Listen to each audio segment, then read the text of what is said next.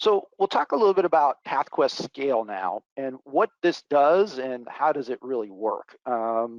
What really happened is we launched PathQuest Business Intelligence, and there, as I said earlier, there was a tremendous amount of interest in leveraging PathQuest Business Intelligence from a reporting tool, from a predictive analytics, and so on and so forth.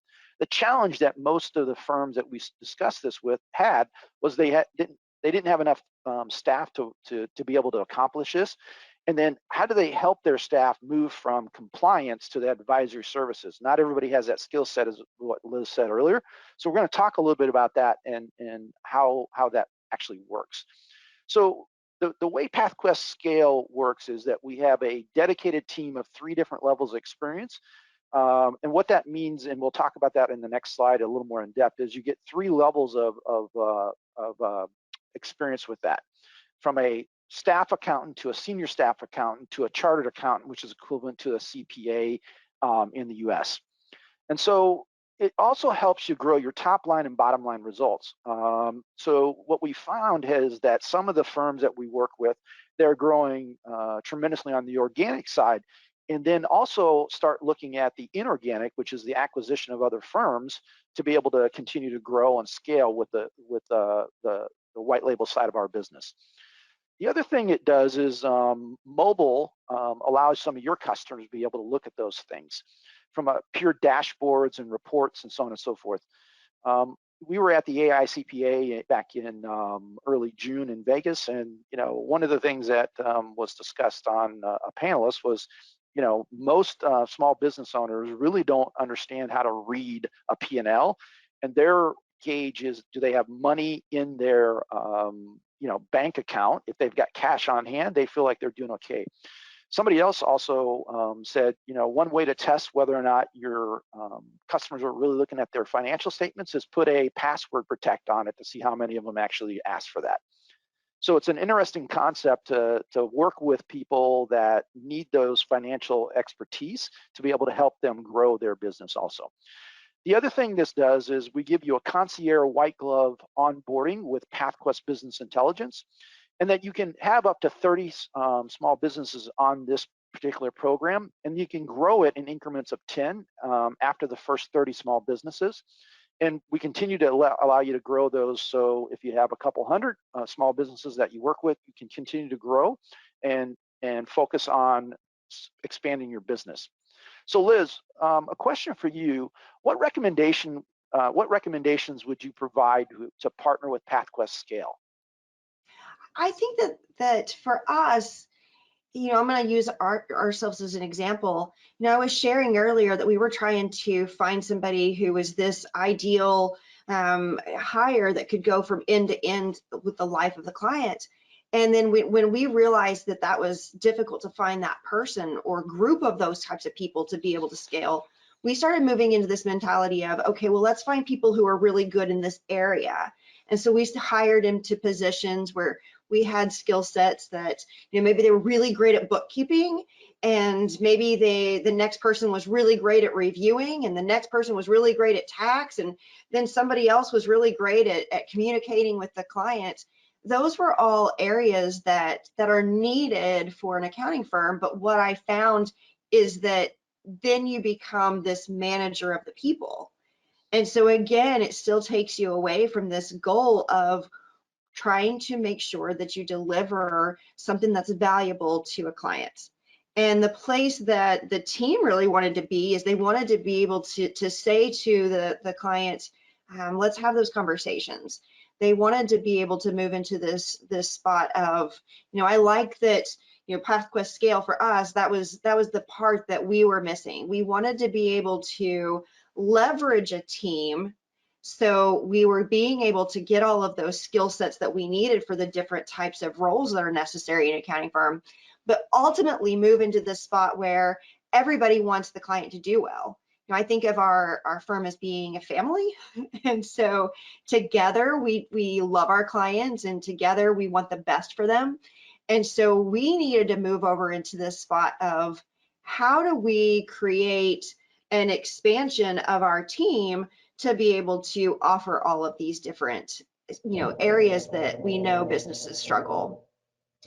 And so that was that piece that I would say if other firms are like us and they're wanting to move to that point where different skill sets in different areas to ultimately be in that spot of offering help to clients, that's the piece that is really valuable. I think it's funny that you said putting a password on financial statements to see if anybody was even opening it. I think that that's pretty insightful when you think of how many of those businesses are really going to open up those financial statements on their own. They need that conversation, but then you have to have capacity in the team to be able to offer those types of conversations. Maybe one other follow-up question, Liz, is so how did this help with the change management in the firm? So, that's kind of almost a twofold type question. So one of the things that we were able to do is instead of being so micro focused in a particular area, we were able to start moving into this internal dialogue inside of our team where we could holistically talk about the clients, how are they doing? Because we were no longer in this spot of heads down and there's only time to get the very basics. Did you get the data entry in today? That's not really helpful to the clients, but it's part of the job. And so, for us, we really wanted to bring in the conversations. So for us, we were able to start having the opportunity to have the time for those conversations because we were out of some of that doing. The other part of it too is it's slightly different than straight up change management, but it is part of the onboarding process for us, is that we were able to start having a system that says, here's how we onboard our clients. Here's the things that we do, because we were able to have this, whose turn is it to assist with the client in that phase. So onboarding for us was, it was a really great experience that once we got the knack of it for our initial clients, then it was a, here, let's just repeat that process, which goes into the PathQuest scale. Great, thanks, Liz. Now let's go ahead and talk about that dedicated team approach and automation. So what is that team approach? So you get, unlike a lot of outsourced vendors that are out there that are really staff augmentation, we approach it very similar to a CPA firm where you get a staff accountant that has 1 to 3 years of experience. They work a lot on AR, AP, some journal entries. A senior staff accountant that has 4 to 7 years of experience. They work on the monthly reconciliations, bank, credit card, third-party apps, month-end journal entries, and help prep for the financial statements. And then you have a team lead. That team lead manages the team, and they're traditionally a chartered accountant, same as a CPA in the US.